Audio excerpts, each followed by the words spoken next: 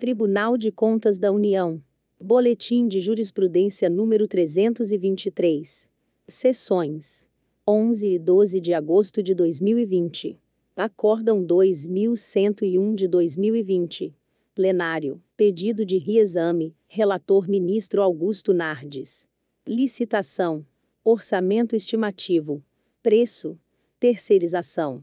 Convenção coletiva de trabalho. Cessão de mão de obra. Salário. Admite-se, na contratação por postos de serviço, a fixação de salários em valores superiores aos pisos estabelecidos em convenções coletivas de trabalho, desde que observados os seguintes requisitos.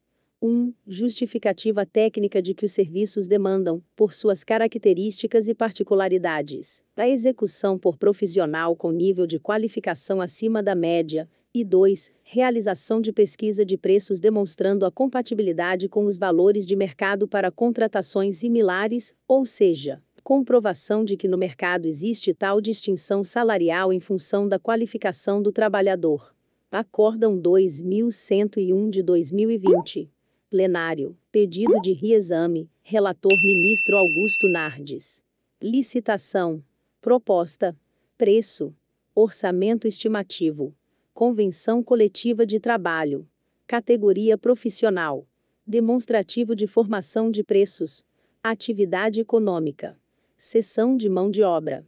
Na elaboração de sua planilha de formação de preços, o licitante pode utilizar norma coletiva de trabalho diversa daquela adotada pelo órgão ou entidade como parâmetro para o orçamento estimado da contratação, tendo em vista que o enquadramento sindical do empregador é definido por sua atividade econômica preponderante, e não em função da atividade desenvolvida pela categoria profissional, que prestará os serviços mediante cessão de mão de obra. Artigo 581, parágrafo 2º, da CLT e artigo 8º, inciso 2, da Constituição Federal.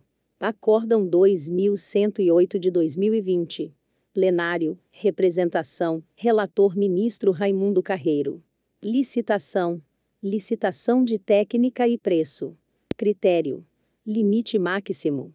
Proposta de preço. Preço mínimo. Em licitação do tipo técnica e preço, a administração deve se abster de utilizar, para atribuição da nota de preço, qualquer critério que tenha como resultado prático a fixação de preço mínimo, a exemplo da limitação da nota de preço a um valor máximo, em desacordo com os artigos 3º e 40, inciso 10, da Lei 8.666 de 1993, e com o princípio da economicidade. Acórdão 8.549 de 2020. Primeira Câmara. Pedido de reexame. Relator ministro Bruno Dantas. Pessoal. Pensão civil. União estável. Comprovação. Companheiro. Filho. A existência de filho do instituidor da pensão com a alegada companheira é apenas um indício, não sendo suficiente para caracterizar a união estável e habilitar a companheira como beneficiária da pensão. Acórdão 8.549 de 2020. Primeira Câmara. Pedido de reexame. Relator ministro Bruno Dantas. Pessoal. Pensão civil. União estável. Comprovação. Escritura pública. Justificação judicial. A escritura pública declaratória de união estável, assim como a sentença de justificação judicial, por si só, não é suficiente para comprovar a existência de união estável para fins de concessão de pensão. Acórdão 8.551 de 2020. Primeira Câmara. Aposentadoria. Relator ministro Bruno Dantas. Pessoal. Ato sujeito a registro. Princípio da segurança jurídica. Aposentadoria. Princípio da razoabilidade. Princípio da eficiência. Contagem de tempo de serviço. Diante da constatação de exíguo tempo faltante para a implementação do requisito temporal para aposentadoria, com vistas a evitar o retorno à atividade de ex-servidores já aposentados há longo tempo, o TCU pode, excepcionalmente, decidir pela legalidade do ato, em homenagem aos princípios da razoabilidade, da eficiência e da segurança jurídica. Acórdão 8.557 de 2020. Primeira Câmara. Agravo. Relator ministro Benjamin Zimler. Direito processual. Recurso. Preclusão consumativa. Recurso de reconsideração. Princípio da singularidade. Não se conhece de recurso de reconsideração, interposto pelo responsável, ou pelo Ministério Público junto ao TCU, contra a deliberação que apreciou recurso de reconsideração anterior, em atenção ao princípio recursal da unicidade, artigo 278, parágrafo 4º, do Regimento Interno do TCU. Não importa que o segundo recurso seja interposto pela parte sucumbente no primeiro, pois as normas processuais do tribunal garantem oportunidade ao contraditório no duplo grau de jurisdição, tanto ao responsável quanto ao Ministério Público. Acórdão 8.560 de 2020. Primeira Câmara, tomada de contas especial, relator ministro Benjamin Zimler. Responsabilidade. Bolsa de estudo. Multa. Bolsista.